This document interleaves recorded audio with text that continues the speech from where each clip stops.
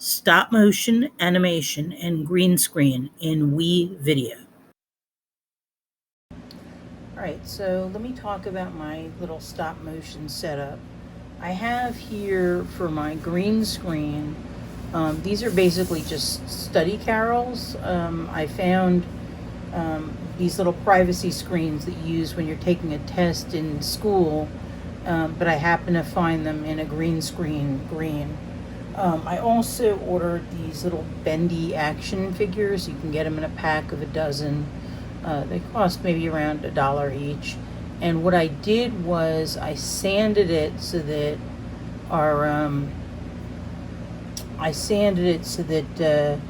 the surface was a little bit rough. I actually sanded off the face, and I roughened up the surface by rubbing it on just fine sandpaper so that it wasn't so glossy.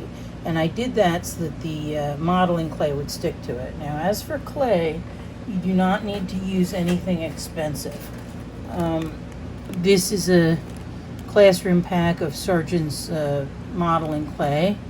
You want it to be modeling clay. You do not want it to be the type of clay that hardens. But if you look, there's about 12 different colors in here. Let me just see if I can open the box for you. All right. So there's 12 different colors. You don't need a lot of each color, but you do want a nice little variety. So what I did was I added some detail to create my little character by just putting the clay right onto the little figure, and it stuck pretty well, mainly because I had gone ahead and sanded it first so it didn't kind of slide off. And then what I did was I just stuck a little toothpick in the back to keep him from falling over. It made his legs a little bit of a tripod, and that helped him to not fall over. So I highly suggest that you create some sort of a space alien character, so you can concentrate on making it look silly or cute or weird, and you don't have to worry about it being recognizable or realistic. So my character looks a little bit like an orange alligator, but it's got the body of a human, and I gave it a little bit of a superhero cape because I was feeling silly. So once you have your character set up and any other props, I like to use Legos, building blocks, toys, anything I can find, and then you want to start your stop motion process. So what you do is you take a still image, then you move your character slightly and try and give him a little bit of a wiggle when he walks, and then you take another photo and then kind of wiggle him again. You don't want him to turn your back to you because you don't want the toothpick to be visible, but you can't really do like a walk cycle or anything more complicated, but you can just give him a little bit of a wiggle to his walk. Because he's got bendable arms, you can also bend the arms slightly and take another photo, or even if you wanted to bend the legs slightly, or the head, but I wouldn't worry too much about that because we're going more for cute and silly and fun than we are for realistic at this point. We're just sort of playing around. You can move the objects around him, but don't move any object too much. You're going for short little movements because you don't want to have a visual jump. You want each frame of your animation to be only slightly different from the previous one. You also don't want to move your camera, so try and use something to hold your camera still. I like to roll up a ball of socks and use a rubber band and kind of lean the phone against the ball of socks to keep it still. Another trick you can do is use the headphones on an iPhone, the volume control as a remote, and click the images that way so you don't risk actually shaking your camera. Or you could use some sort of cell phone holder. So the one that I'm using right now, I'm just going to take this off of here to show it to you because it's very useful, and they're only about $15 on Amazon. This is a ring light, You hold the cell phone right in the middle there. It just kind of goes in there, and it's adjustable so that it can match the size of any cell phone. It's not just for iPhones. But the nice thing is that you also can use the light to get nice, even lighting. Okay, so the next step is you want to email um, the images to yourself from your phone, and this is especially important if you have an iPhone. What happens with an iPhone is very often the files are saved as AGIC files, and the problem with that is that those types of files can only be read by Apple products. However, when you email yourself those images, they um, they can be read by um, any product because they get converted into JPEGs. So if you email yourself 10 or 12 at a time images from your iPhone, instead of directly uploading them to Google Drive, they will be in JPEG format. So I have about 12 photos here, and you can see that I used the stop motion technique. And if I just hit each photo in order, I'll download them. I've already downloaded them, but the download button's up here. So the next step is, now they're in my downloads, I'm going to go to WeVideo.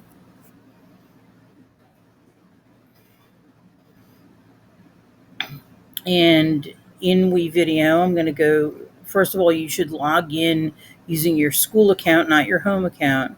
But I'm going to go to projects, and I'm going to actually start a new project.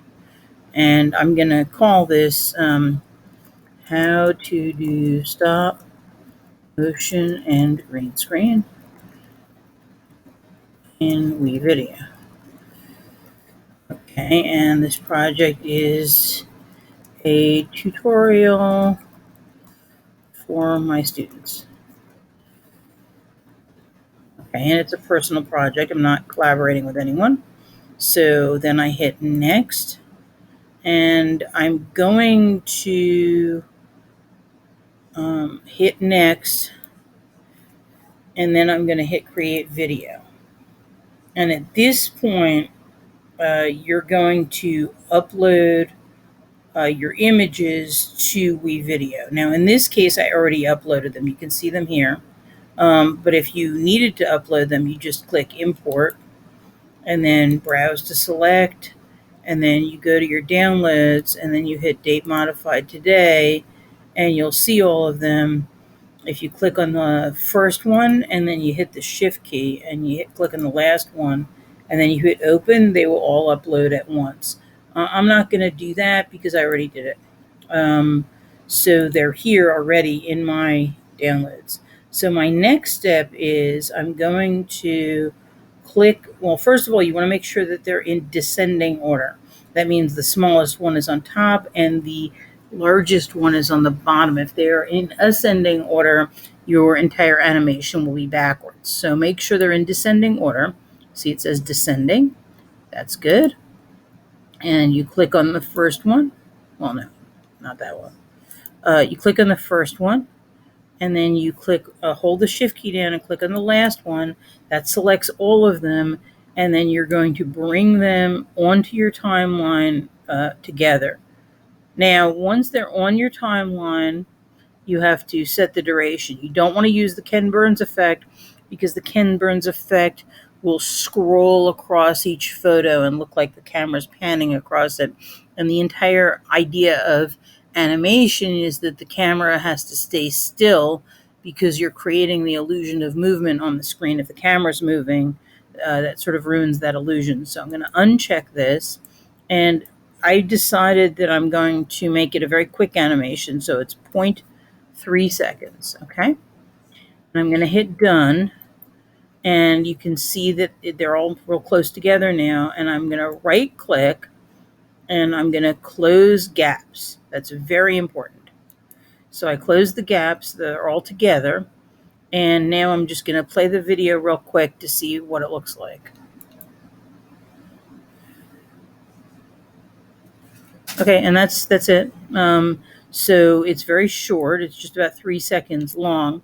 Now I could use the green screen effect and get rid of the green background, but I would have to do it on each frame separately, and that's very time consuming. So there's a very quick hack. I'm going to hit finish, and then I'm going to just name this Orange Alien Experiment, and I'm going to now I'm going to change it to HD, and I'm going to make sure the destination is in my drive, and I'll be able to find it pretty easily because I know what its name is, that it's called Orange Alien Experiment. So I'm going to export it. It should take very little time because it's only a 3-second video. So I'm going to go right now to Drive, Google Drive. I'm going to hit Recent, and Orange Alien Experiment should pop up.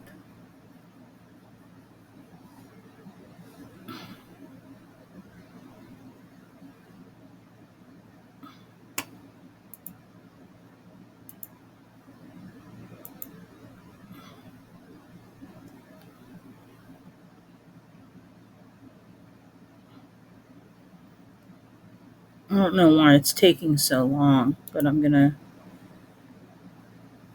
go here and I'll just, oh, there it is, Orange Alien Experiment. So now right click, I'm going to download it, and I'm going to go back to WeVideo.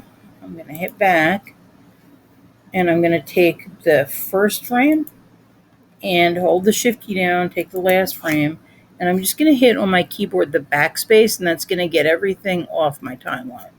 Okay, and now I'm going to go import, browse to select, and I'm going to search downloads, date modified today, and I'm looking for Orange Alien Experiment. And there it is. And since it's only a 3-second video, it will take very little time to process. Now this time you definitely want it to be up on video 2. You don't want it on video 1 because you're going to be putting something else on video 1. So now I've got Orange Alien Experiment, and now is when I'm going to use my keyer. So that's how you get rid of the background. So I'm going to hit here, and color keying is the thing that I'm going to click on. Okay, so what I did, let me just cancel this so I can show you. You click on the video clip, and then you have to click on the little pencil. Now, if I had the individual frames still, I would unfortunately have to click on every single one of those frames and do it separately. That would be a pain in the neck. Now I can just do it once for the whole video clip. So you click on the pencil, and you look at the top, you'll see there's all sorts of options, but the one that we're looking for is the color keyer. So we're going to take the eyedropper, and we want to find, this is a little dark, that's a little light. We want to find something in between the colors. We want to get rid of the green, but we want to get halfway between the lightest green and the darkest green, so it kind of covers the whole range. So I'm going to go here, and I'll use the eyedropper here, and as you can see, voila, everything just disappears. So that means that it just closed off all that. Now I'm going to show you, it looks perfect now, but I'm going to show you in a few minutes that it's actually not perfect, that it actually left some pixels on the screen, and we'll show you what you can do with that. So first I'm going to save the changes, and it looks really good, but now I'm going to put in a background on video 2. So let me find a background, a suitable background I can put on video 2.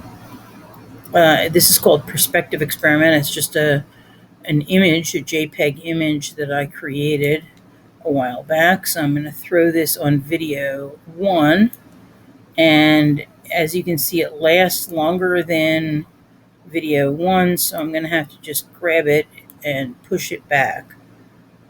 You can change the duration of a JPEG image in WeVideo just by pushing it back or dragging it out. But now look, see how you have this kind of gray area here? I don't like that. That's pixels that were not picked up when we did the keyer filter, the color keying of it initially. So I'm going to click on this again.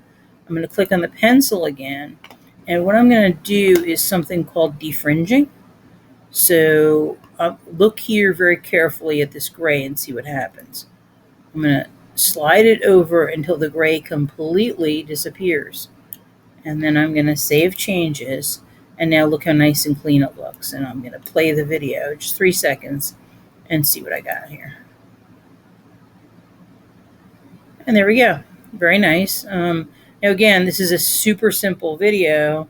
I don't really have a storyboard or a storyline. This is just me showing you the technical aspects of it. So at this point, now that you know how the technical stuff works, it's up to you to make up a story, but make sure that the story is something that's easy to create and doable with the materials you have.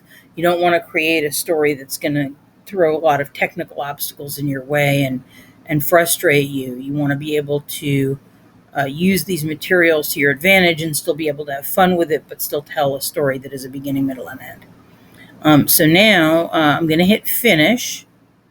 Okay. I'm going to switch to HD. I'm going to make sure that it goes into my Google Drive. And I'm going to, I guess I could still call it Orange Alien Experiment, but this time I'm going to call it Orange Alien Experiment Final Version. Okay.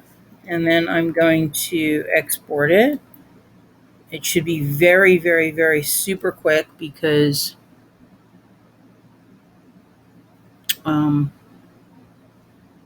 it's only a 3-second video. So let's see.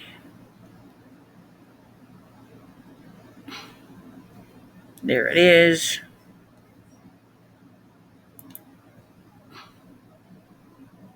Final version. And when I open it, you'll see that it's a nice clean version. You can't even tell the green screen was ever there. So that's that.